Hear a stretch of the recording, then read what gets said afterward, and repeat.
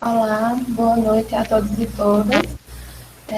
Hoje nós temos aqui uma palestra com um tema muito interessante, né? A nossa palestrante é uma petiana egressa, Márcia Marília. Ela é mestranda pelo Programa de Pós-Graduação em Ciência e Tecnologia Ambiental pela Universidade de Pernambuco, atuando na área de Clínica Medicinal com foco nas doenças de Chagas, perdão.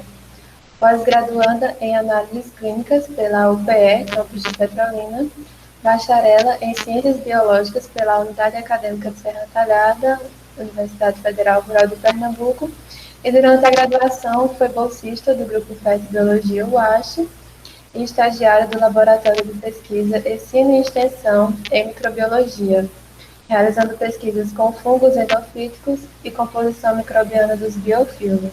Além disso, realizou trabalhos de educação ambiental no município de Serra Talhada, com ênfase na Caatinga.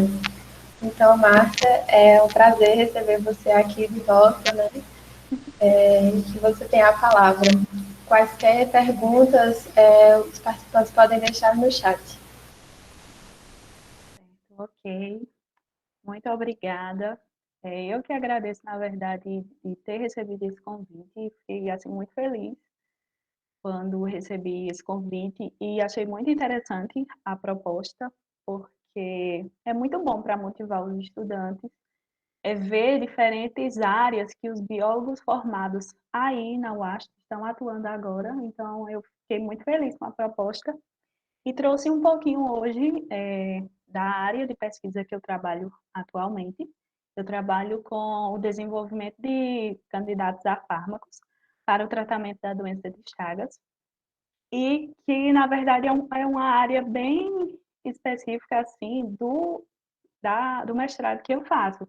E o mestrado, na verdade, é na área de meio ambiente e eu trabalho com química dentro do mestrado, para a gente ver o tanto de possibilidade que pode ter. Então, já que esse é um evento com o título Frutos do PET, eu gostaria de começar falando um pouco sobre a minha trajetória na UASP, desde o momento que eu entrei, enquanto petiana, até eu sair, até eu chegar aqui onde eu estou hoje, eu gostaria de falar um pouquinho sobre a minha trajetória no PET. Então, eu ingressei na UASP em 2012, foi o ano que eu entrei na universidade, e aqui tem uma foto da minha turma, a turma de 2012.1, a gente na primeira viagem para Itamaracá, na disciplina de Introdução às Ciências Biológicas. Aqui a gente tem até o professor André, que dava aula juntamente com o professor Mauro, que eu acredito que foi ele que tirou essa foto, não saiu na foto, mas aí tá a minha turma. E essa foto, ela é muito especial para mim, essa lembrança que eu tenho do ingresso na universidade, tudo muito novo, muita mudança. Eu tive que sair de casa para ir fazer o curso que eu me identificava muito, eu já me identificava com esse curso desde o ensino médio, então eu já saí do ensino médio já mais voltada para a área das ciências biológicas, eu sabia que era isso que eu queria. Então aqui eu tenho uma lembrança muito boa e ela, para mim, ela é muito especial por um motivo, porque foi a primeira vez aqui que eu conheci o mar, que eu tive a oportunidade de conhecer o mar. E pode até parecer uma bobagem para alguns, mas para mim é muito especial porque foi graças à universidade, assim, o meu primeiro contato, a primeira vez que eu vi o mar. Então, essa é uma lembrança muito boa que eu tenho, que a universidade me proporcionou uma nova experiência. E eu ingressei no PET em 2013. Eu fiz parte da segunda turma. A primeira turma, eu entrei, a primeira turma ainda estava completa. Na época, quem era a tutora era a professora Luciana Matos, e a proposta dela foi justamente incluir os petianos novos junto com os antigos, já para a gente ter essas vivências, essas experiências e pegar o ritmo do jeito que a coisa estava andando. Então, na época, a gente era um grupo muito grande, a gente era um grupo de 18 pessoas, se eu não me engano, quando eu entrei. Era formado pela primeira formação, com os 12 petianos, e mais 6, era isso mesmo. E mais 6 petianos novos. Essa foto aqui não é da época que eu entrei, assim, exatamente, mas aqui já era na época que a gente estava sob a tutoria do professor Mauro, que foi quando eu estava, o professor Mauro entrou, o professor Mauro saiu e eu continuei. Então, eu ainda tive a vivência com os 3 tutores, a professora Luciana, o professor Mauro e o professor André, que, como ele falou agora no início da palestra, foi algo bem breve, mas eu ainda conto que eu tive essa experiência. E aqui, ao lado da minha orientadora, eu fui orientada pela professora Virgínia. Eu trabalhei com microbiologia uma boa parte da minha graduação, porque ela me orientou, eu já estava, assim, já no 6º para o 7º período, eu acredito. E antes, eu era orientada pela professora Luciana. O PET, assim, ele proporciona muitas experiências boas. Tudo, assim, contribui muito, tanto para a vida pessoal quanto para a vida profissional, porque no PET a gente tem experiências com conflitos, com resoluções de problemas, ter ideias novas, saber lidar com aquilo. Isso aqui, nessa formação, eu acho que já tinha o pessoal da terceira formação do PET junto com o da segunda e não tem mais ninguém da primeira, eu acredito, nessa foto. O PET, ele proporciona uma experiência com o ensino, com a pesquisa, com a extensão, com o lado cultural, com o lado político. Então, assim, é muito bom a experiência de ser petiana e muito do que eu sou hoje, eu devo às experiências do PET por ter me ajudado tanto. Eu sou uma pessoa muito tímida, assim, mas só que eu venho perdendo isso e graças ao PET isso me ajudou muito, tanto para falar, para instigar novas coisas. O PET foi um ponto de partida muito bom. Aqui, a gente estava junto com o PET Pesca e o PET Letras, e estar aqui nesse lugar de petiana é muito bom, porque você tem uma visão de estudante, você prepara coisas de acordo com a necessidade do estudante. Então, é muito bom esse contato, tanto com os estudantes, com os docentes, com a coordenação. Então, esse contato é muito bom e a gente aproxima mais todo mundo. E aqui tem os 3 tutores do PET também, do PET Bio, na época, o professor Mauro, professora Jaqueline, do PET Pesca, e o professor Adeilson, do PET Letras. Aqui a gente estava num EPET, eu acredito que ainda continua tendo esses eventos, no evento local do PET, e isso a gente já estava planejando o PET PE, que pela primeira vez aconteceu aí na unidade. Então, era isso na época. Aqui eu tenho essa lembrança de de uma das últimas recepções do PET que eu participei. Aqui foi na 2016.1, essa reunião que a gente estava fazendo os preparativos aí. Só que a última que eu participei mesmo foi a 2016.2. Eu acredito que o pessoal da 2016.2 está se formando agora, né? Tem alguém aí da turma, dessa última turma? Eu acho que não, acho que a maioria já se formou, né? Mas, enfim, foi a última vez que eu tive contato aí com a turma do PET, meu último trabalho enquanto petiana, e logo depois eu saí e continuei. Aqui, essa foto é de um evento e eu fui mostrar o meu trabalho, já era o do TCC, eu já tinha alguns resultados e fui participar. E olha o que eu tenho o maior orgulho de colocar aqui, que era participante do PET, que era petiana. Então é isso. Essa parte assim mais acadêmica, eu trabalhava em tudo e trabalhava com microbiologia. Minha área de estudo na época era microbiologia. E aqui, por fim, em 2016, a minha turma já se formando, já para sair aquela alegria, me formei. Só que aí eu tinha planos, né? O que é que eu vou fazer na minha vida agora? Acho que todo mundo tem planos, estabelece seus planos, mas aí me formei, aí bateu aquele negócio. E agora, o que é que eu vou fazer da vida depois de formada? porque tem muita cobrança, infelizmente tem muita cobrança. A universidade cobra, a sociedade cobra, a família cobra. Tem gente que espera que você já saia da universidade ganhando milhões de reais, né? Mas não é bem assim que acontece, mas é bom a gente ter os planos e as metas na nossa vida. E uma coisa que eu tinha muito em mente é que eu queria seguir a carreira docência. Só que as coisas não aconteceram assim certinho na minha vida, muito linear, porque eu não fui aquela pessoa que saiu direto da graduação para uma pós-graduação. Não, eu fiz muita coisa assim nesse caminho de chegar da graduação para a pós-graduação. Só que eu acho que isso me preparou mais ainda para isso, para essas vivências, para essas novas experiências que eu vim alcançando.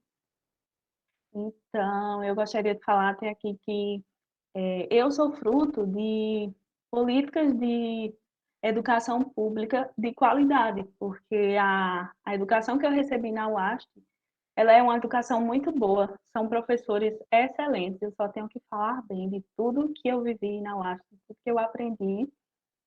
Só que o caminho foi meio curvo até chegar aqui na pós-graduação, mas eu cheguei e eu entrei em 2019.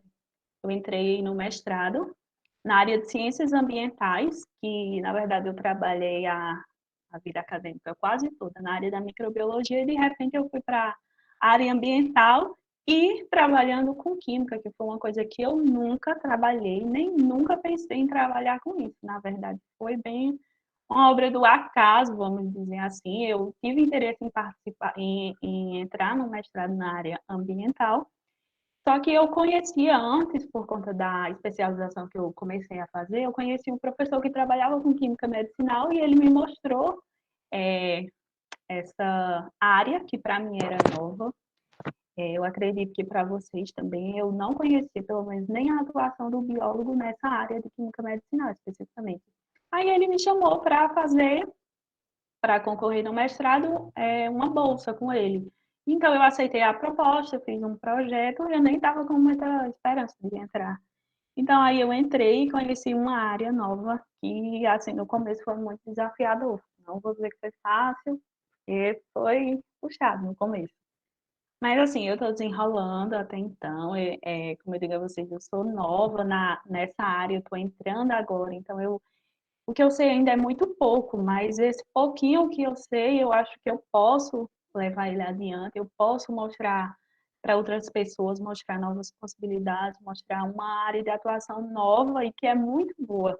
A gente vai conhecer um pouquinho sobre ela aqui, sobre a química medicinal. Eu acredito que foi o que vocês tiveram interesse em tirar dúvidas sobre essa área. Então, a química medicinal, ela é fundamentada na química. E ela é uma ciência que envolve as ciências farmacêuticas, médicas e biológicas. Então, ela une tudo isso aí. E a gente tem, então, a química medicinal.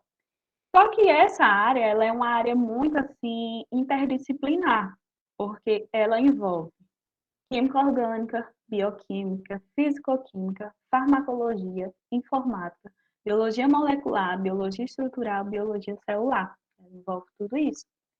E dessas áreas que a química medicinal ela é baseada nisso, a gente vê muito nisso no nosso curso. A gente tem a maioria dessas disciplinas, a gente estuda ela, então por isso que eu acho que o biólogo ele tem muito potencial nessa área, porque ele tem um certo preparo durante a graduação e o depois vai ajustando. E essa área da química medicinal, ela está voltada para a descoberta, a invenção e a preparação de substâncias bioativas de interesse terapêutico. Então, ali, o planejamento e a síntese de novos compostos que tenham eficácia terapêutica. E ela também estuda fatores moleculares do modo de ação desses fármacos, como a compreensão da relação entre estrutura química e a atividade. Então, é algo bem específico ali do modo de ação. Além de estudar os aspectos relacionados à absorção, distribuição, metabolismo, eliminação e toxicidade desses compostos. Ele faz todo um acompanhamento. Sobre a química medicinal, a gente vê que ela é uma área relativamente nova. Um estudo que eu trouxe aqui para mostrar para vocês, de revisão, é sobre grupos de pesquisa brasileiros que publicam trabalhos sobre química medicinal. É feito um acompanhamento desde 1969 até 2016. E a gente vê aqui que a produção, até mais ou menos o ano de 2000, ela era muito pequena, muito esporádica, assim, nessa área. Só que parece que com a virada do novo século, novas tecnologias, essa área começou a ser mais vista, começou a ganhar um espaço maior. Então, a gente vê que é algo relativamente novo. A produção só foi subindo. Só que aí a gente chegou no ano aqui, mais ou menos 2013, 2014, e infelizmente a gente começou a ter umas crises políticas e essas crises elas impactaram diretamente na pesquisa. Então, a gente vê que houve uma redução também na pesquisa voltada para a química medicinal. E sobre essas publicações que eu falei, desse acompanhamento, os grupos que publicaram esses trabalhos, a maioria deles são do Sudeste. Só que a gente vê aqui também que o Nordeste ele vem ganhando um espaço nessa pesquisa. Então, ele está aqui como a segunda região com maior produção nessa área. Produção de trabalhos nessa área em revistas científicas publicadas. Sobre quais são as principais doenças investigadas nessa área pelos grupos de pesquisa brasileiros, a gente tem aqui, em primeiro lugar, o câncer, que dentre todas as publicações, esse tema representa 19% no total. E em segundo lugar, empatado, a gente tem a doença de Chagas, representando 18%, e a inflamação e a dor, também representando 18% dos estudos. Então, se tem muito estudo naquilo, é porque a gente ainda tem um problema ali, a gente ainda precisa resolver um problema. Ou algo que não é muito específico ainda, precisa ser melhor estudado. Então, é isso que a química medicinal vem buscando. E sendo a doença de Chagas a segunda doença mais investigada, é o que eu vou mostrar para vocês hoje, para a gente entender por que essa doença ela é tão antiga e por que a gente ainda não tem um fármaco que seja ideal para o seu tratamento, por que tem tanta pesquisa assim ainda em cima dela. É isso que a gente vai ver hoje. Tudo ok por enquanto, minha gente, estou falando rápido demais, tá? Podem falar aqui no chat, viu? Tô de olho. Tá tudo certo, viu? Tudo certo? Certo, então vamos dar continuidade, tá? Só dando uma conferida. Sobre Carlos Ribeiro Justiniano das Chagas. Ele é um pesquisador, um médico pesquisador.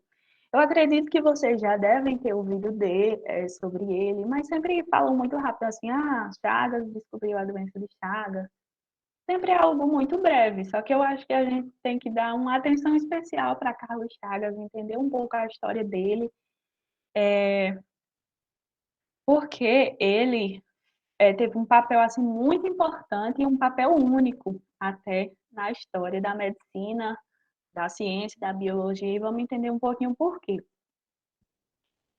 Carlos Chagas, ele é mineiro, nasceu em Minas Gerais em 1879 e em 1902 ele já se formou em medicina. Então, ele se formou bem jovem até, e a partir daí, quando ele se formou em medicina, ele já, no fim da sua graduação, ele já vinha trabalhando com malária. Então, desde que ele se formou, ele começou a trabalhar especificamente com malária. E ele era chamado para campanhas de combate. E em 1905, teve um surto de malária em São Paulo, e ele então foi chamado para atuar ali, naquele local que estava tendo um surto de malária, ou isso, de malária mesmo, e ele conseguiu ali, fez uma ótima campanha de profilaxia de malária, ele conseguiu controlar a malária ali naquela região, E nos casos brasileiros de campanha de profilaxia, foi a primeira vez que obteve esse sucesso numa campanha. Então, Carlos Chagas ele já fez parte da primeira campanha bem-sucedida de qualquer doença bem-sucedida que teve aqui no Brasil a primeira foi a malária, e Carlos Chagas quem estava comandando essa equipe aí de malária. Só que em 1907 também teve outro surto de malária, só que dessa vez em Minas Gerais.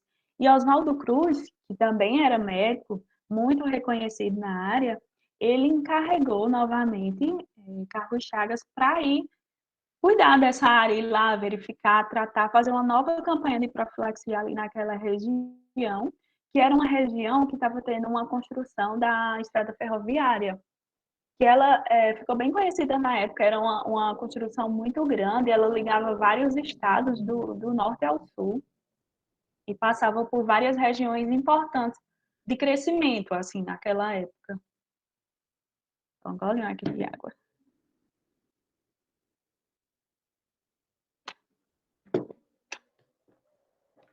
Então, aí, a partir do momento que Oswaldo Cruz encarrega Carlos Chagas dessa campanha, dessa nova campanha contra a malária, é que a história começa a tomar um novo rumo.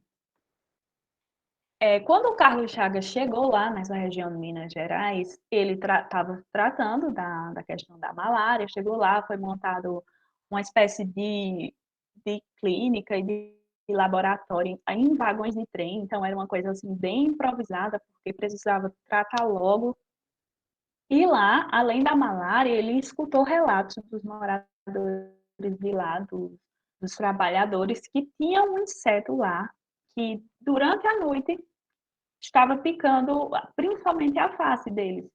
Então, ele começou a investigar, sabe? Ele tinha um lado muito investigativo, vamos dizer assim. Ele era um médico, só que ele era um médico mais voltado para a biologia, porque ele ia a fundo nos seus estudos sobre parasita, hospedeiro. Então, assim, ele estudava muito sobre isso.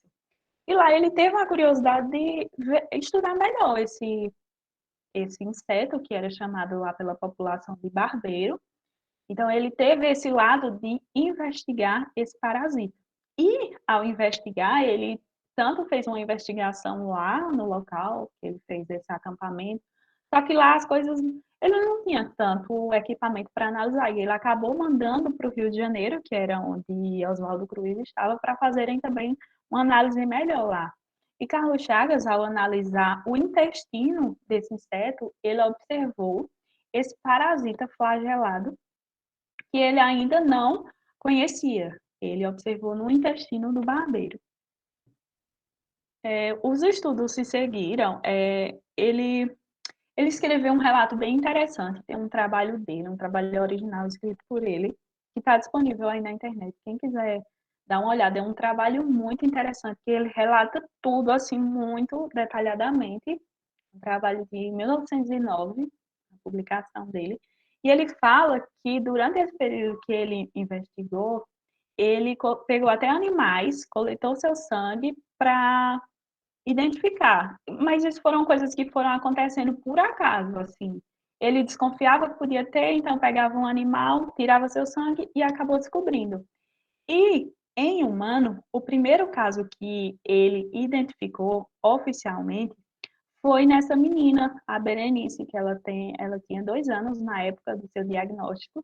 Ela tinha muita febre, então ele quis investigar melhor e coletou também seu sangue. E no sangue ele encontrou o mesmo parasita que tinha encontrado anteriormente no barbeiro e no animal que ele já tinha coletado anteriormente.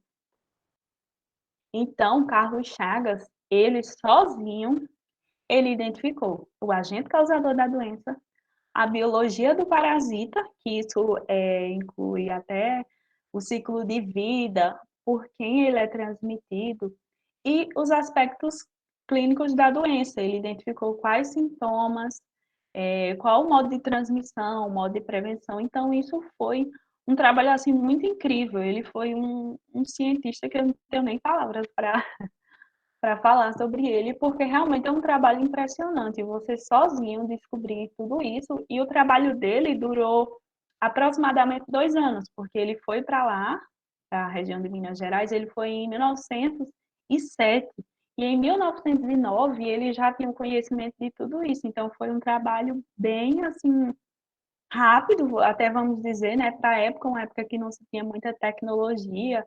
Então foi muito rápido o trabalho dele e um trabalho brilhante. E o dia 14 de abril, ele foi instituído como o Dia Mundial da Doença de Chagas, e é uma data muito importante para a gente até cobrar muitas coisas, porque a doença ela já existe oficialmente, minha gente, há mais de 100 anos. E até hoje muita gente é acometida com essa doença. O tratamento ainda dele não é eficaz.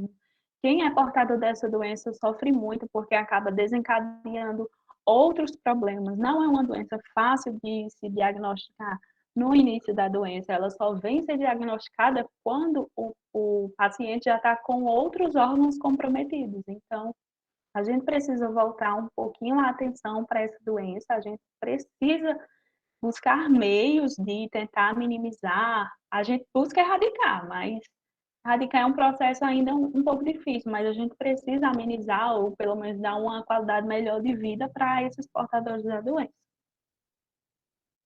E Oswaldo Cruz, ele falou que sobre Carlos Chagas. O descobrimento dessa moléstia constitui o mais belo exemplo do poder da lógica a serviço da ciência. Nunca até agora, nos domínios das pesquisas biológicas, se tinha feito um descobrimento tão complexo e brilhante.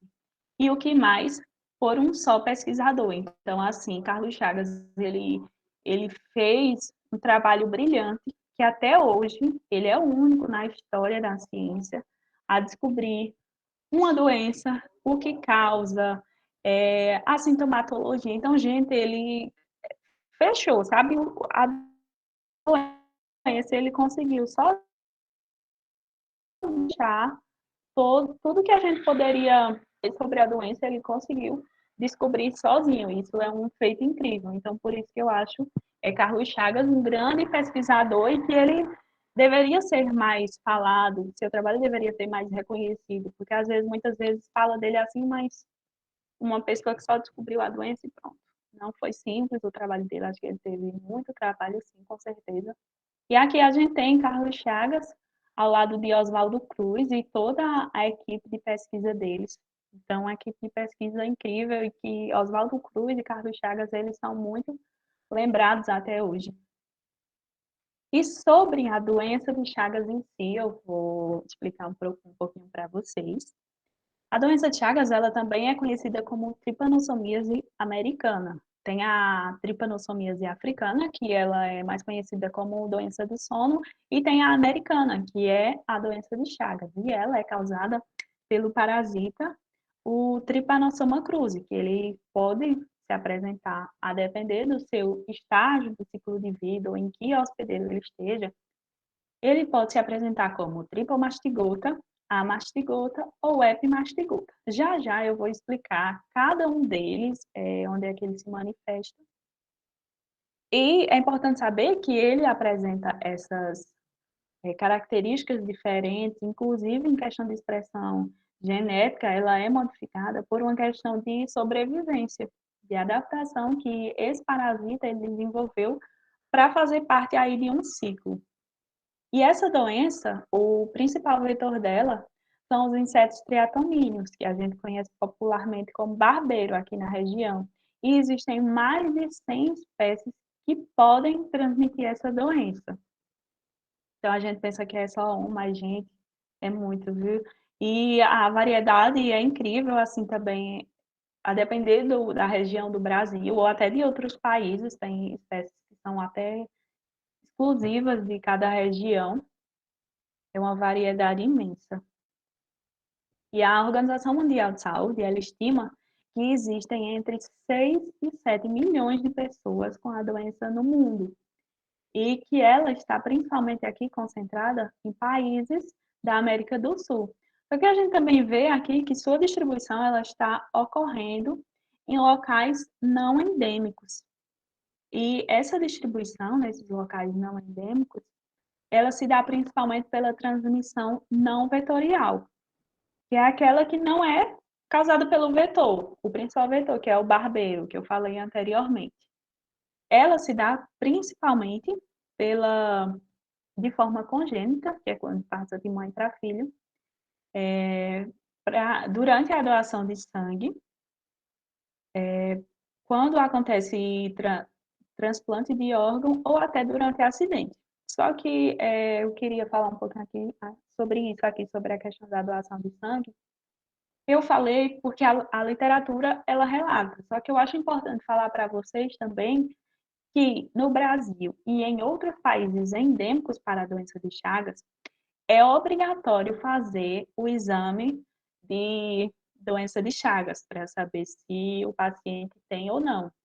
E geralmente é para ser, né?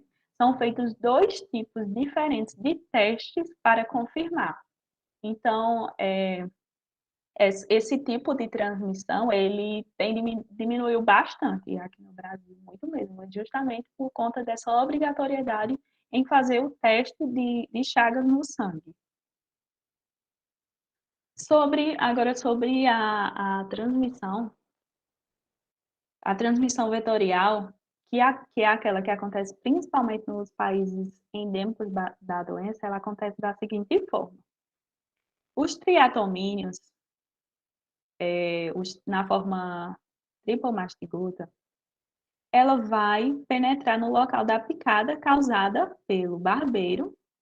Quando ele vai se alimentar, ele acaba defecando ali naquele lugar e junto de suas fezes existem formas tripomastigotas, que aí eles vão cair na corrente sanguínea através do local da picada, que esse barbeiro fez, ou quando o indivíduo coça aquele local, e aí abre uma porta de entrada para esse parasita.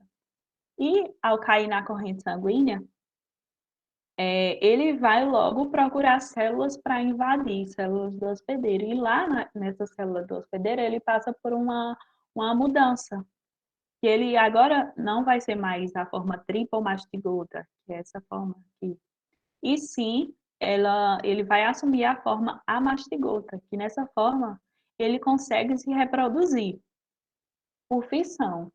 E aí ele continua esse ciclo de reprodução dentro da célula, a reprodução dele é obrigatoriamente dentro da célula.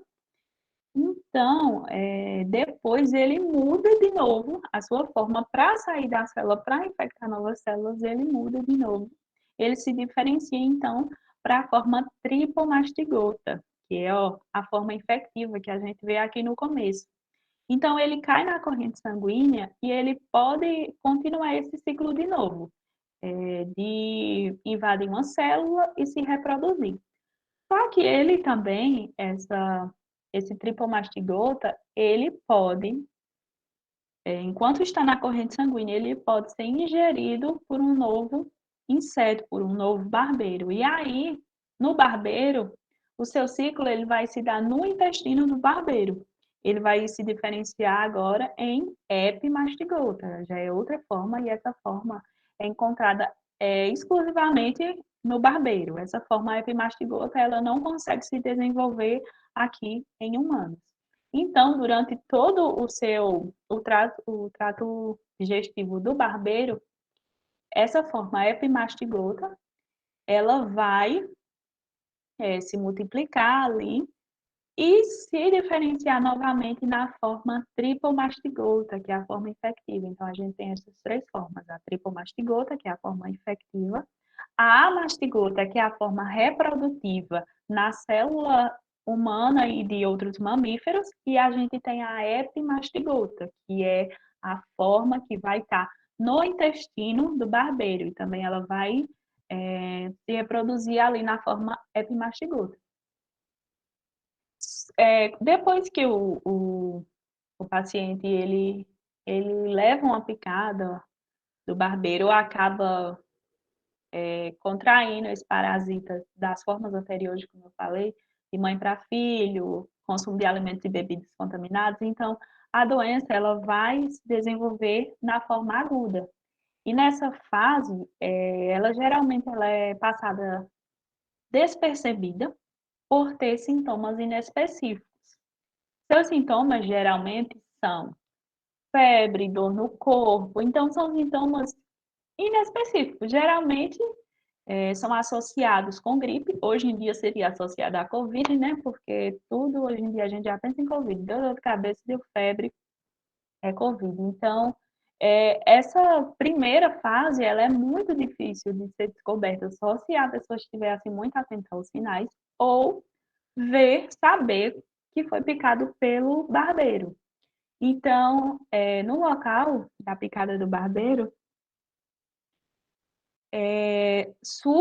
pode surgir, né, o chamado chagoma, que é uma lesão cutânea ali gerada na área da picada do inseto triatomínio. E tem uma observação que em alguns pacientes, quando essa picada acontece na face, pode surgir um novo sinal, que é o sinal de Romagnat, que ela é uma inflamação periorbital causada por esses parasitas, porque eles acabam migrando aqui para essa região, então eles acabam causando uma inflamação. Só que em uma pequena parte dos pacientes só, a maioria não percebe essa fase da doença, a fase aguda. Então, essa fase aguda ela pode durar até 2 meses, e depois a doença ela evolui para a chamada fase crônica indeterminada. Lembrando, quando a doença não é tratada aqui nessa fase aguda, ela evolui. Mas com a medicação que a gente tem disponível atualmente, se a doença for identificada na fase aguda ainda, e se for feito um tratamento correto, a gente ainda consegue sim tratar a doença aqui na fase aguda. Só que quando ela evolui para a fase crônica, já é mais complicado de tratar. Então, aqui na fase crônica indeterminada, ela é caracterizada pela baixa parasitemia, isso é, quando os parasitas eles são encontrados muito dificilmente na corrente sanguínea, ocasionalmente eles são encontrados. Então, no sangue quase não tem parasita. Isso porque os parasitas vão estar principalmente na forma mastigota e vão estar lá na célula, invadindo a célula e se reproduzindo. E essa fase ela é caracterizada pela ausência de danos, ou seja, você tem a doença, só que você não apresenta nem sinal, nem sintoma nenhum, não tem dano nenhum nessa fase. E essa fase, ela pode durar de meses até anos ou até o resto da vida. Tem gente até que morre e nem sabia que tinha chagas, porque a doença não evolui. Só que em cerca de 30 a 40% dos pacientes, a doença vai evoluir sim para a chamada fase crônica determinada.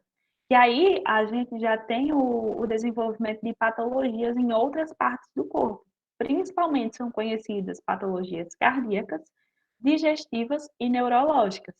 E como patologia cardíaca, que eu acredito que é a mais conhecida por todos, geralmente, fulano tem chagas, está com coração grande, porque essa é uma das consequências da fase crônica determinada. E ela gera aí uma insuficiência cardíaca progressiva e a morte súbita. Essas duas são as principais causas de morte por doença de Chagas. E quanto às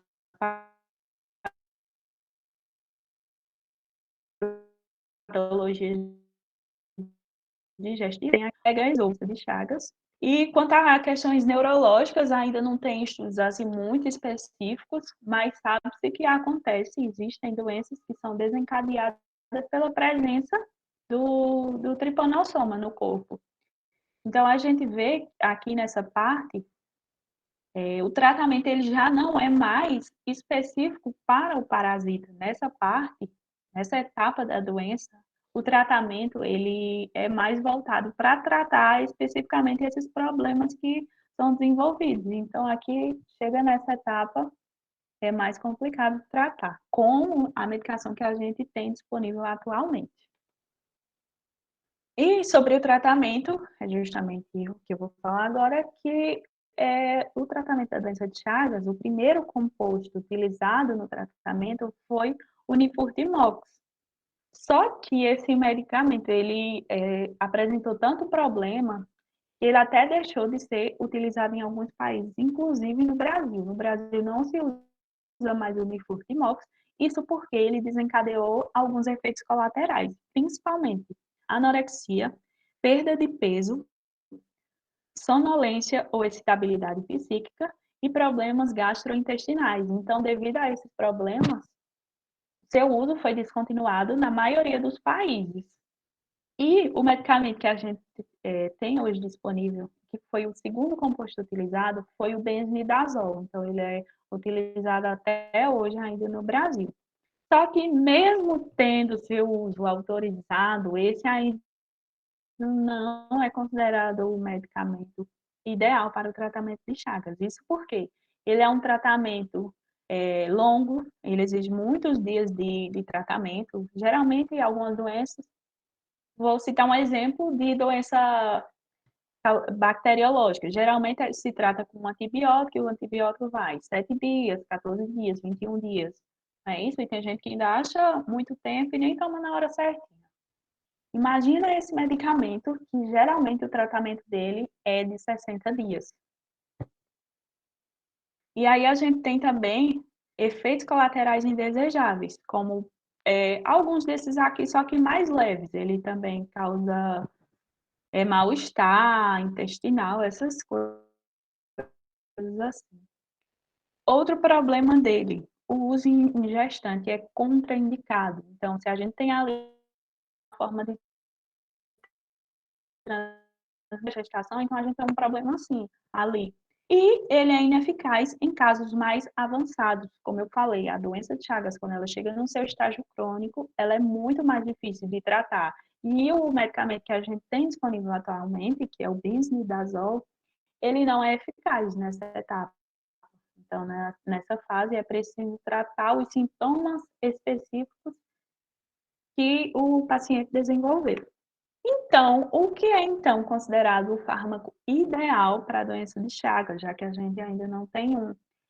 Para ele ser considerado ideal, ele teria que não poderia ter efeitos colaterais, ele teria que ter um tratamento também mais rápido, que ele fosse eficaz tanto na fase crônica quanto na fase aguda, e que também ele fosse de baixo custo. Só que até agora a gente não tem nenhum composto que atenda essas premissas, essas necessidades, e é justamente o que a gente vem pesquisando, vem tentando desenvolver para dar uma melhor qualidade de vida a esses pacientes. Então, vou entrar um pouquinho agora em química, viu, minha gente? Qualquer dúvida, deixa eu olhar aqui o que é que vocês estão falando. Nenhuma dúvida até agora? Eu vou entrar um pouquinho em química agora, mas se tiver difícil, vocês podem pedir para eu explicar melhor, tá certo? Mas eu vou entrar mais superficialmente, porque também não é tanto foco. Eu só quero que vocês entendam o embasamento para chegar até aqui, que é muita coisa. A tiosina-carbazona, ela é um composto químico que ele é amplamente utilizado para várias funções. Não só nessa área especificamente de doença de Chagas, mas eu vou chegar lá. Então, a tiosina-carbazona, inicialmente, esse composto, ele foi utilizado para ser inibidor da catepsina L. E essa catepsina, ela é uma proteína que ela está envolvida no desenvolvimento do câncer. Então, essa estrutura, inicialmente, ela foi utilizada em estudos para câncer. Só que aí, devido à similaridade que a cruzaína tem com a catepsina, esse composto ele foi utilizado em testes como inibidor da cruzaína. E o que seria essa cruzaína?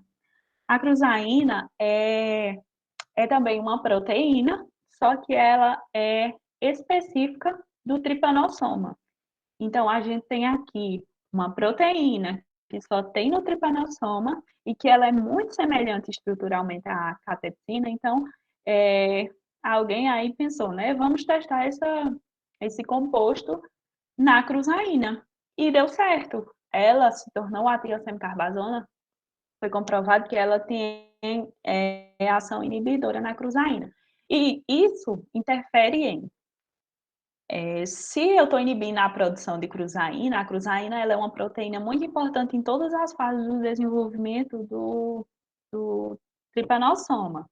Então, se eu inibo a sua produção, eu vou inibir todo o resto do desenvolvimento da vida do tripanossoma. Então, ali é um ponto de partida muito bom para começar os estudos.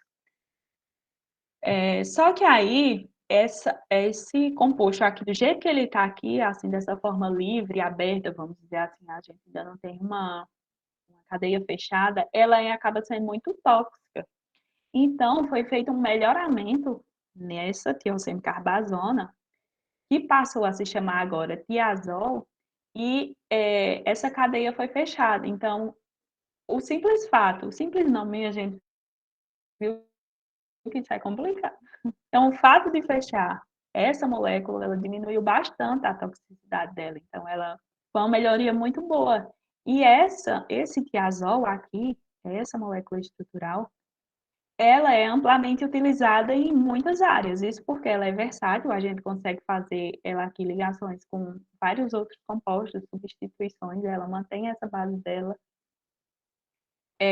Ela possui ação em diferentes alvos biológicos, então, a depender dos outros ligantes que ela vai ter uma atividade muito boa.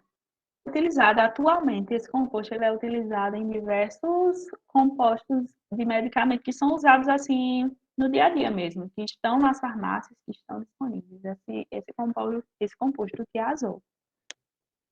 E foi justamente utilizando esse tiazol aqui que a gente, agora voltando um pouquinho mais para o meu trabalho do mestrado, que era a nossa proposta, era utilizar aquele tiazol ali, fazer algumas mudanças nele, olha aqui como ele está um pouquinho já diferente, a gente já adicionou alguns anéis aqui, e as substituições que a gente queria analisar, para ver a atividade contra as diferentes formas do Trypanosoma cruzi.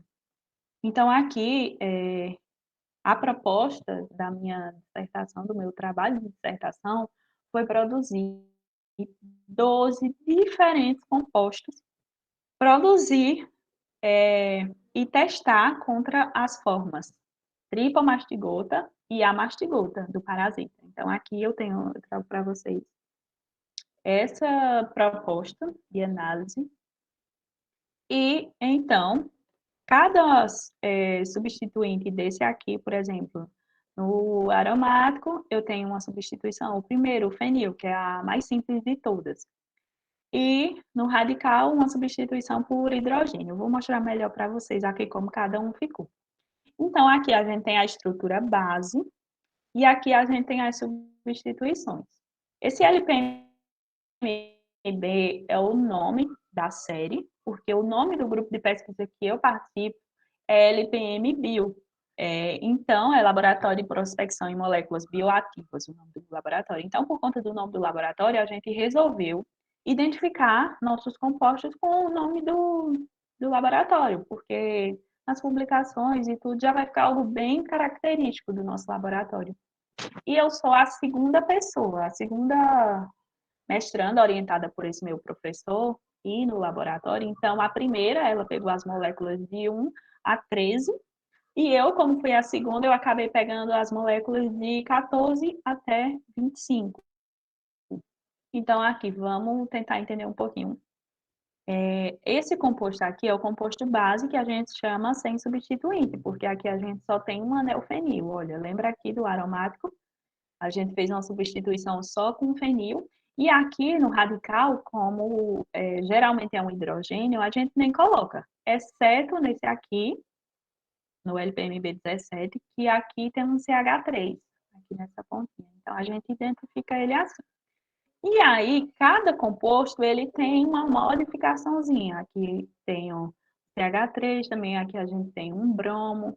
Aqui também um bromo. Seriam compostos iguais se não fosse essa substituição aqui. Então, São pequenas modificações que a gente foi fazendo na molécula para testar ela, ver sua atividade frente aos parasitas. E aqui a gente tem flúor, tem oxigênio, tem cloro.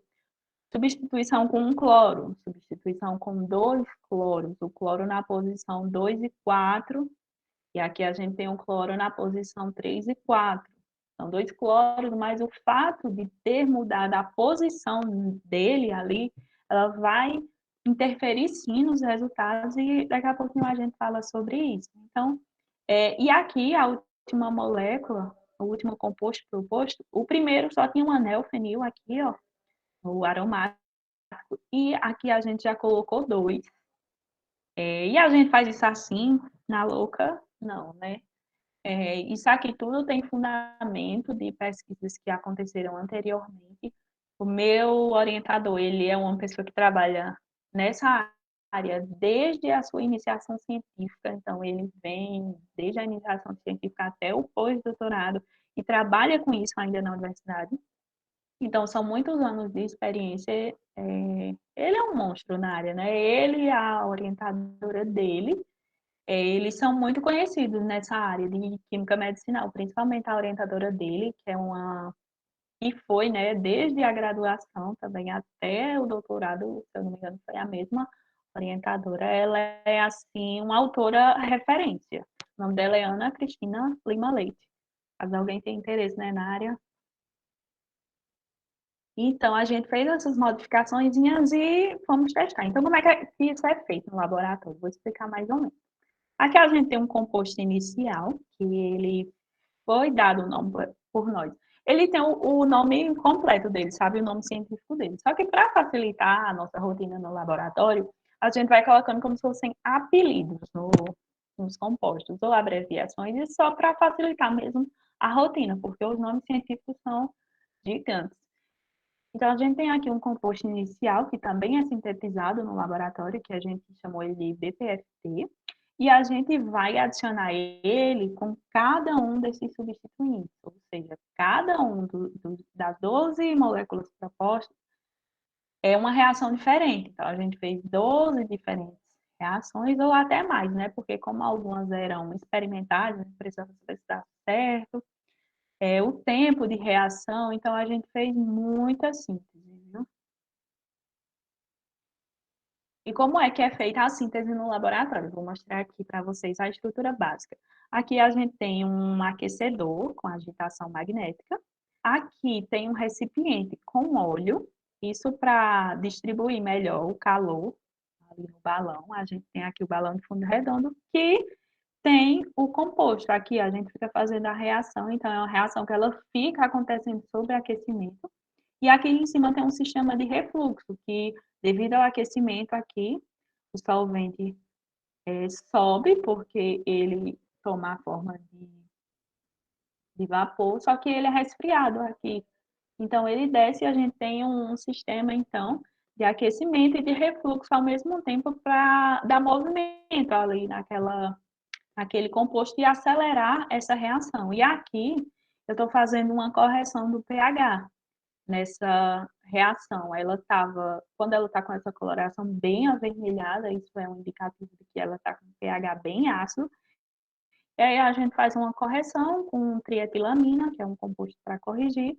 E aí você vê que instantaneamente ele muda a cor. E aí é um indicativo de que a reação aumentou um pouquinho o seu pH. A gente espera uma reação entre 5,5, 5, 6,5, 5,5, geralmente é o que a gente consegue, 5,5.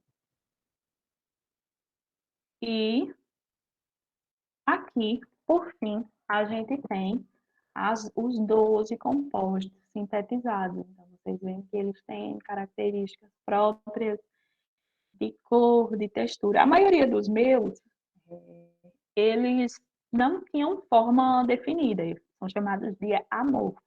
Só que tem uns que eles tomam forma assim, como por exemplo, sabe aquela forma do açúcar, que é um quadradinho assim, bem perfeito? Pronto, pode ter composto que o seu resultado final saia daquele jeito, podem formar algumas espículas.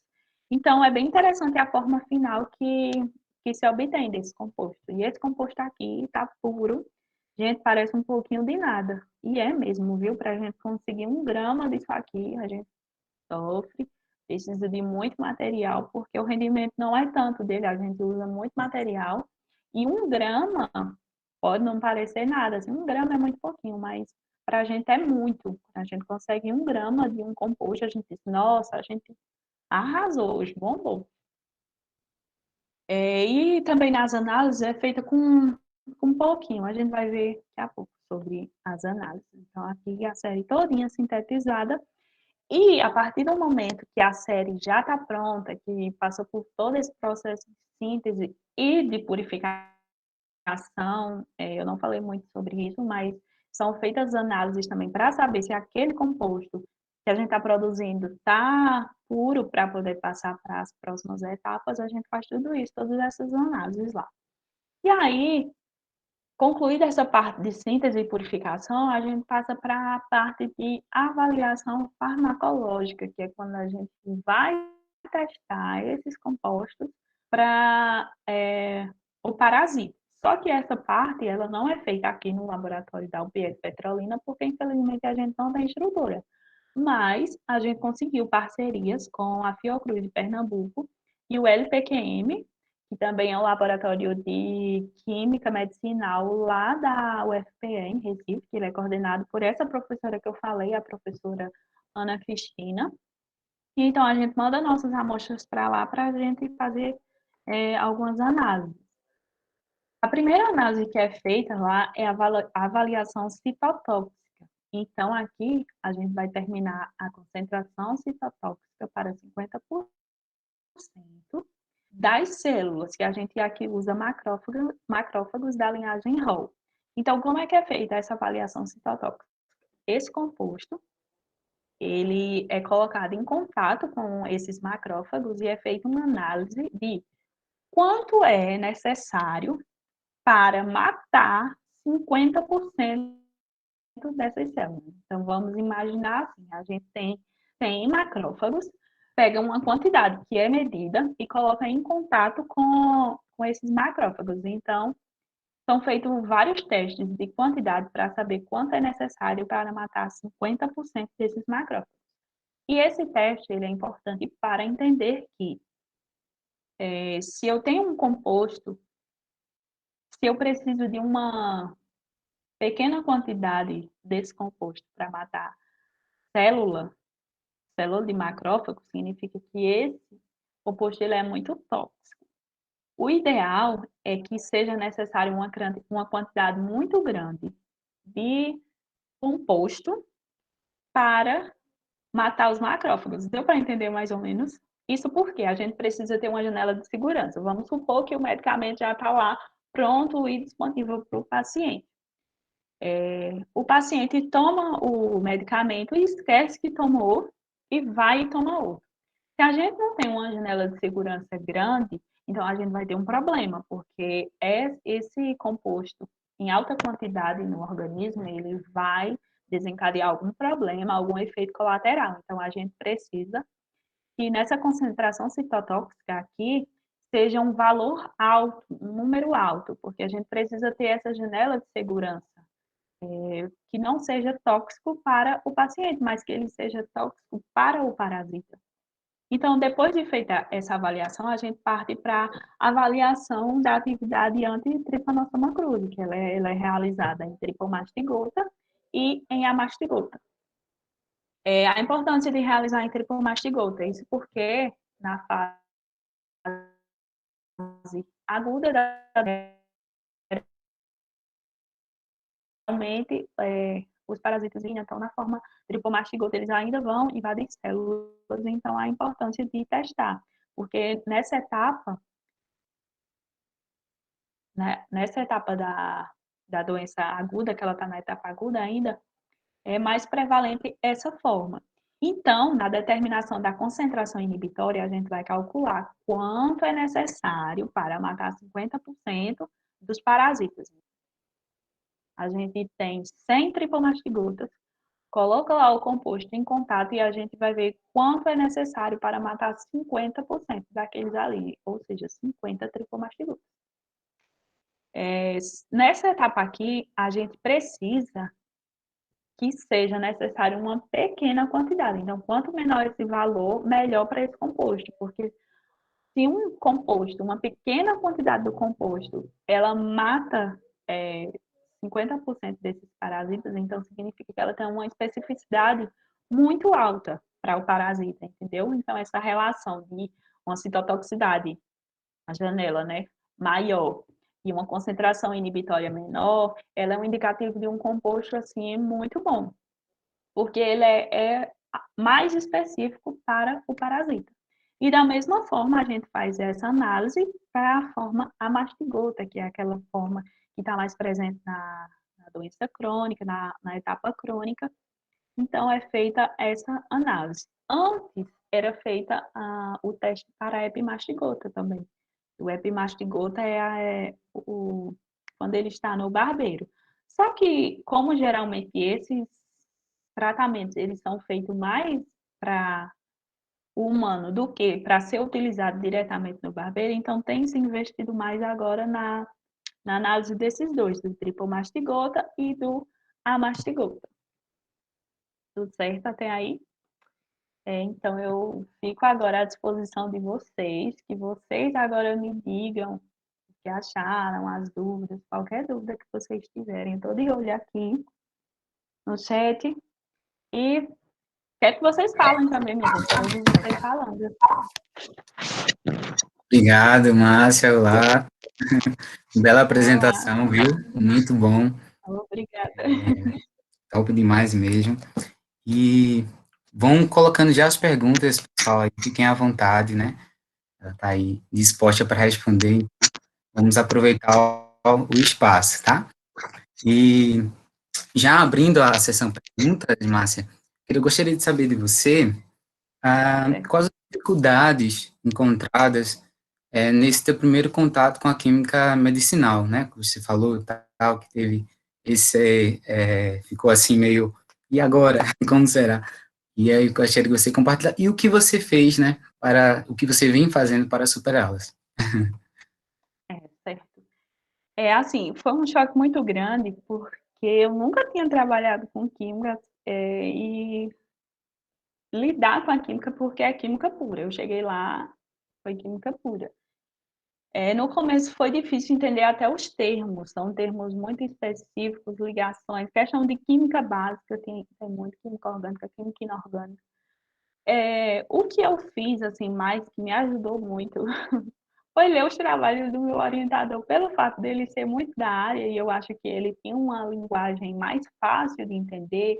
Eu fui pegando, então, os trabalhos de eu peguei a dissertação dele e eu peguei a tese e fui pegando nomes de pessoas que eram do grupo, pegando as dissertações e as teses que tinham uma linguagem, eu vou dizer assim, mais fácil de entender essas relações. Então, disso eu fui pegando nomes de referência, fui estudando um pouco da química, conciliando essas duas coisas. E ficou mais fácil do que entender só assim, lendo o artigo direto. Então, é uma dica que eu dou aí para o pessoal que quer entender uma área que não tem muito conhecimento ainda, é ir do básico mesmo, ir pegando tese, dissertação, principalmente de pessoas que são nomes de referência nessa área. Então, isso me ajudou muito.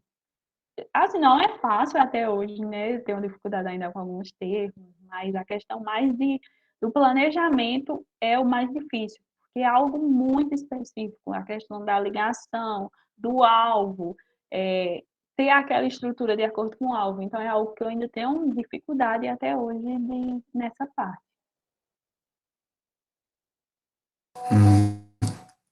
Muito bom, realmente deve ter sido desafiador. Que bom que você está conseguindo, né, desenrolar super bem, como a gente pôde perceber através da sua apresentação. Muito bom. Vamos lá, deixa eu dar uma olhadinha aqui no chat para ver se tem alguma coisa.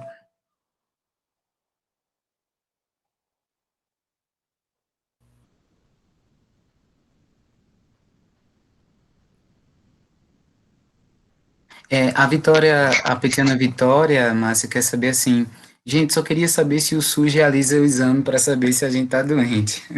Fiquei com medo, ela diz.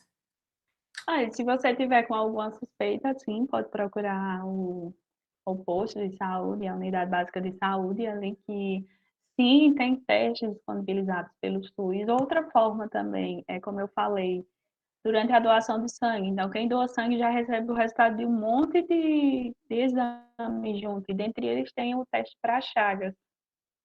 Só que é importante saber também que tem alguns motivos, assim, esqueci o termo mais específico para isso, que vai uma tendência maior de você ter. Então, morador de zona rural, é a questão de casas de taipa também, isso ainda é uma questão muito forte. Eu pensar outra coisa. Se tem alguém na família que tem. Então, assim, como a gente já vive numa área mais urbana, as casas são a maioria de alvenaria, então esse tipo de transmissão diminuiu bastante. E o que vem aumentando é a transmissão através de alimentos. Não sei se vocês lembram de um surto que teve em 2019, numa cidade aí próxima à Serra. Eu estou tentando lembrar o nome da cidade. No momento eu não lembro, mas foram quase 20 pessoas que contraíram a doença de Chagas porque estavam em algum alimento contaminado que foi comido, que todos eles comeram. Era um retiro que estava tendo, se eu não me engano. Então teve esse surto. Interessante mesmo, Márcia. Márcia, o Petiano Jefferson tem uma pergunta aqui. Quais os avanços mais recentes na área, né, no caso da química medicinal? Assim, tanto respondo em geral, não só para a doença de Chagas, mas assim, o avanço tem sido muito rápido. Eu considero um avanço assim, muito rápido, porque antes a gente tinha esse planejamento de uma forma mais simples. Hoje em dia a gente já tem disponibilizado programas de computadores que faz essa análise em sílico, ou seja, é feita ali uma proposta no computador, um projeto, e são feitos testes no próprio computador, antes de partir para essa parte mais prática, mais de análise in vitro e assim por diante. Então, eu considero um avanço rápido que diminui a perda de material, de profissionais, de tempo, quando você otimiza ali, fazendo a estrutura e fazendo testes em sílico. Então, isso aí é um avanço muito bom que a gente tem. E quanto à doença de Chagas, a gente já tem uns compostos que eles já estão em etapas mais avançadas, vamos dizer assim. Eu ainda estou na análise in vitro, mas tem alguns compostos que já estão bem mais à frente em testes que eu acredito que muito em breve a gente vai ter um composto mais eficaz. Esse estudo nessa área está muito acelerado. Eu espero, né, que tenha, porque é muito tempo já que essa doença existe e não tem um medicamento ainda específico para ela. Sim, Respondida a pergunta, gente, se não for respondida, pode continuar perguntando, viu? não, ótimo demais. Mais uma, né, Márcia, a Maiane Keila. Se um morador em uma residência mais simples percebe a presença desses barbeiros, né, em, digamos, 3 ou mais, ele deve adotar algum meio de prevenção ou só se livrar dos barbeiros? Pronto. Primeiro, o Ministério da Saúde, ele indica que se você encontrar um barbeiro na sua residência, a primeira coisa que você tem que fazer é capturar esse barbeiro e levar para a Secretaria de Saúde do seu local ali, da sua cidade. Só que tem que tomar cuidado para capturar. A gente precisa capturar em um recipiente fechado e você, principalmente, tem que cuidar da sua própria segurança, até para pegar o barbeiro. Então, pense primeiro na sua segurança, se dá certo capturar, e feita a captura, levar para a Secretaria de Saúde, porque precisa fazer também testes se naqueles barbeiros tem o tripanossoma, porque pode acontecer também de não ter. E o que é mais indicado é fazer uma dedetização na casa, porque também é uma forma de eliminação do parasita, e tomar outros cuidados. Assim, outros cuidados que a gente tem é colocar telas nas janelas, se proteger, principalmente à noite, porque como ele é um inseto de hábito noturno, a gente se proteger com mosquiteiros, essas práticas assim, que são importantes para se defender dele. Sim, realmente, Márcia. A Érica te parabeniza, né, pela apresentação, gostei muito do assunto, parece ser um trabalho muito minucioso, e ela pergunta, já que são moléculas, como é o processo para sua produção, né? Então, vamos lá. Eu vou voltar só um pouquinho aqui. Esse composto, assim, os compostos que a gente vai utilizando durante o processo, esses compostos podem ser comprados, adquiridos, porque existem fábricas específicas para isso. Você quer uma molécula de tal jeito, um composto de tal jeito, ele envia.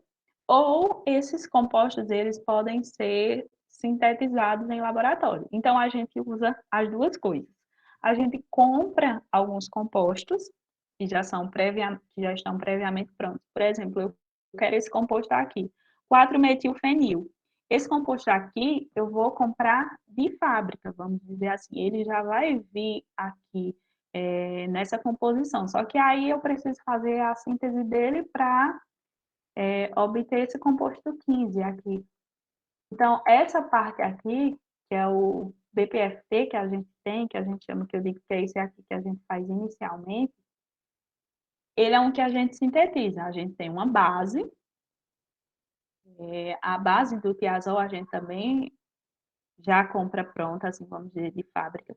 E é como se fosse uma misturinha que a gente vai fazendo. A gente coloca esse composto, isso é feito um cálculo também para saber a quantidade, a gente faz um cálculo estequiométrico, então é uma coisa bem minuciosa, é feito cálculo molar, e aí a gente vai convertendo para peso, para poder fazer essa mistura. Então, é uma misturinha que a gente faz, assim, vamos dizer, só que a gente precisa de algumas condições para que isso aconteça, que é o que eu mostrei aqui.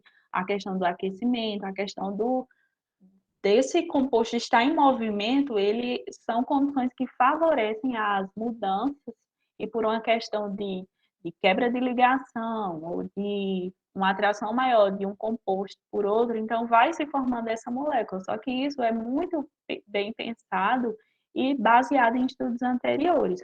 Mas isso também aqui não significa que a gente vai obter 100% do produto, que esse produto vai estar 100% puro, porque aqui é uma constante mudança, então a gente precisa fazer um acompanhamento o tempo inteiro. A gente faz acompanhamento de uma em uma hora, quando a gente geralmente não conhece o composto, para saber como está o andamento dessa síntese. E às vezes a gente pode passar do ponto, daquele ponto de um produto específico que a gente queria, e devido a essa reação que ela continua tanto aquecida quanto em movimento, a gente começa a formar já subprodutos. Então é preciso ter um acompanhamento minucioso ali daquele composto e estar atento a tudo. A quantidade que colocou para reagir, então é mais isso, é questão de quebra de moléculas, de atração maior de uma molécula pela outra, de um composto, e assim vai. Realmente é bem interessante mesmo, mas a Amanda Brito pergunta, qual o motivo da doença se tornar incurável na fase crônica, né? Isso, a fase crônica, justamente porque o parasita ele vai infectando células, só que ele tem uma atração maior por células da musculatura lisa. Então, ele vai para essas regiões e ali ele começa a. São reações, na verdade, que vão acontecendo devido à presença ali daquele parasita naquela região, que vai desencadeando esses outros problemas. Isso, assim, por que acontece exatamente, não se sabe, mas se sabe que.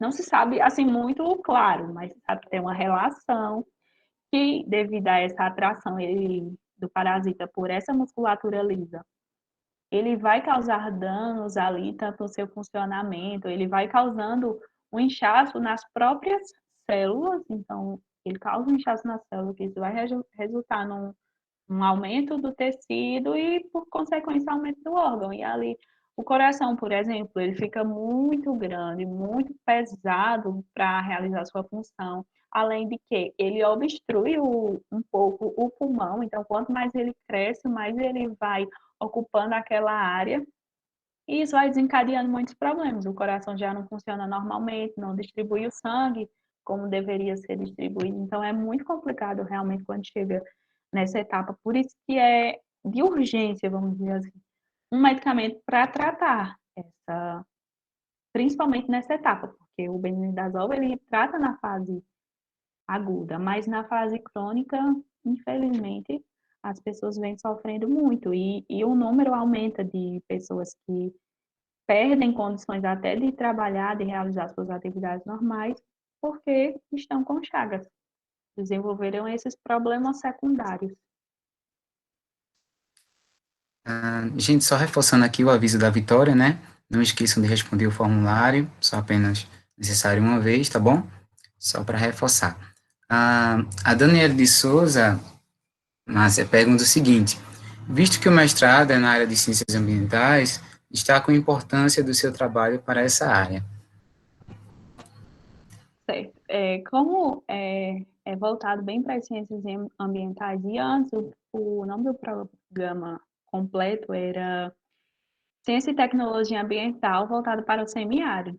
E aqui na região do semiárido, é uma região que a gente tem, assim, problemas com doença de Chagas, e a questão é que a gente busca solucionar problemas locais também. O mestrado, os programas de graduação, pós-graduação, os projetos, eles buscam solucionar problemas também locais. E foi um desses pontos que a gente teve, foi a questão da doença ainda existir em uma grande quantidade. E a região, principalmente a região norte e nordeste, são as regiões mais que têm a maior presença dessa doença. As maiores, os surtos maiores acontecem geralmente na região norte, mas no nordeste também a gente tem uma presença muito grande tanto do vetor, a gente tem várias espécies de barbeiro que a gente tem aqui na região, quanto pessoas que ainda estão doentes. Então, se tem pessoas doentes, ela se torna ali também um meio de continuar esse ciclo de transmissão. Porque se tem o parasita, se tem o vetor, é uma condição que está muito associada uma à outra. Então, a questão de solucionar esse problema para a nossa região aqui e fazer esse estudo no mestrado, isso foi muito relevante. Muito bom, Márcia. Lucas, Sim, professor. À vontade. vou falar aqui um minutinho. À vontade, professor. Marília, Oi? parabéns por tua apresentação. Foi excelente, especialmente lá no começo, quando você... História bonita, né? Que história linda, né? E assim, foi da forma que você passou, né? E foi bem exatamente do que se trata o evento, né, do Frutos do PET. Você mostrou de uma forma bem lá do início, né, e como evoluiu até o momento atual. Eu achei espetacular a lembrança. Nem lembrava mais daquela foto lá que a gente tirou lá na introdução de Ciências Biológicas, né? Que tempo bom que a gente podia viajar. Pois era, muito bom. Cada período era uma viagem diferente, eu amava. Maravilha. Eu também queria lhe parabenizar, porque, assim, você fala de uma forma tão didática e tão simples de um assunto tão complexo, que, inclusive, a gente não quer nem parar de assistir. Não é aquela coisa chata, né? Não é aquele... Embora tenha... Quando envolve a química, e às vezes a gente fica já meio assim e tal, mas você falou de uma forma tão simples, mas achei espetacular a sua apresentação, e principalmente também pela questão de...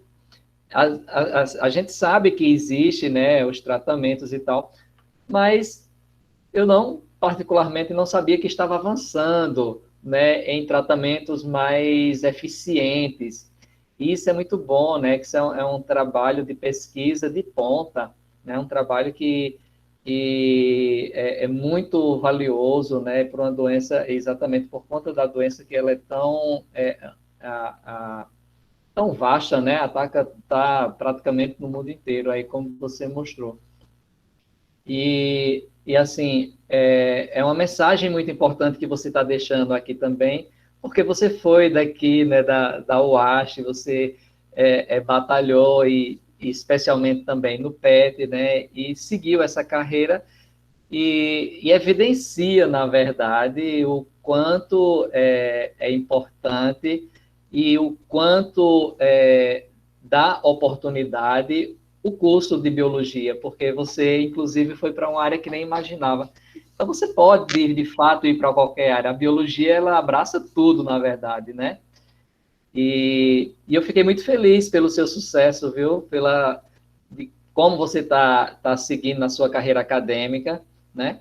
Parabéns e eu espero que você avance muito mais e futuramente traga novas novidades aqui para a gente. Foi muito legal sua apresentação. Eu interferi aqui, não sei se alguém vai perguntar mais alguma coisa, né? Mas eu já quero desde já agradecer muito a sua colaboração aqui, né? Nesse evento, especialmente aqui para a gente que é do PET, uma vez petiano, né? Sempre petiano, e Sempre petiano. você continua ainda com esse perfil. Parabéns mesmo, viu? Ah, muito obrigada. Nossa, eu tenho fico até sem palavras. Fico até emocionada, assim, porque é muito bom a gente relembrar, reviver essas memórias, né? Eu fiquei muito feliz em ter sido convidada, em poder mostrar aqui como foi minha trajetória para chegar até aqui e o quanto o PET contribuiu para eu ser o que sou hoje, né? Eu convivi com ótimas pessoas que todas colaboraram muito. Eu fiz amizades muito fortes durante esse período que estão comigo até hoje. Então foi um momento muito especial na minha vida, toda essa trajetória. E eu fico muito feliz em voltar aqui, em dar um retorno, em voltar à casa, né? Exatamente. Mais uma vez. Oi? Alguém tem mais pergunta? Isso. Mais alguma pergunta? Fiquem à vontade, a hora é agora, gente. Se não, então, mais uma vez, Márcio, muito obrigado, viu? Parabéns, bela apresentação. Todos aqui com certeza estão fascinados e você foi enriquecedor, né? Um assunto bem pertinente e que bom que está em evolução, e isso é muito importante e continue, né, na batalha aí, com certeza, todo sucesso para você e mais uma vez, né, pela sua disponibilidade, enfim, conte conosco e, claro, não posso esquecer de agradecer aos participantes, né, vocês a gente, né, não poderia proporcionar tudo isso, então, parabéns, né, muito bom tê-los aqui, fiquem atentos nas redes sociais do Pet Biologia UAST, e não esqueçam de responder o questionário, tá? Aí, Vitória vem sempre reforçando, então não esqueçam de responder, confirmando a presença de vocês, e não saiam do grupo, tá? Porque vamos estar enviando lá um questionário de feedback, e aí não saiam do grupo agora, tá bom? Então, no mais, falta mais algum recado, professor André? Bora tirar um print, né, para registrar. Ah, Sim, claro. verdade, sim, Colocar na vamos pauta, tirar o então. print.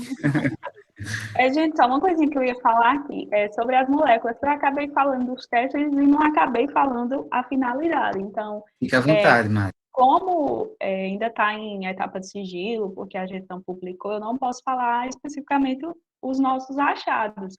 Mas uma coisa que eu posso falar é que das 12 moléculas testadas, 6 apresentaram boa atividade antiagásica e uma delas, ela apresentou atividade tanto para a forma triple-mastigota quanto para a forma amastigota, e ela teve, a sua citotoxicidade, ela foi bem baixa. Então, dessas 12 moléculas, uma foi muito promissora e, assim, eu estou muito feliz em ter feito parte desse projeto e ter conseguido esse resultado. Imagina a felicidade, né? Já pensou lá na frente um composto ter sido sintetizado por mim, ou pelo menos planejado, mas os achados, os outros achados que a gente teve, os outros resultados, eles servem como base para futuras análises. O que que a gente pode melhorar nessa estrutura? Por que que ela não funcionou? Então, são resultados muito bons, mesmo aqueles que não tiveram atividade antiagásica, mas os resultados com certeza vão contribuir para pesquisas futuras.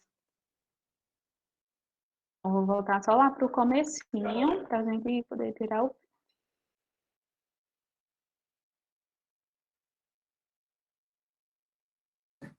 Professor André, se você puder também tirar o print, a Vitória também vai estar tirando, mas se você puder tirar também, Tiro sim. agradeço. Obrigado, professor. Né?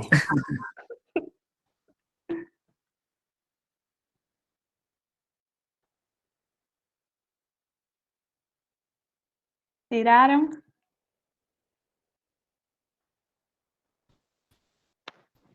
Tirei.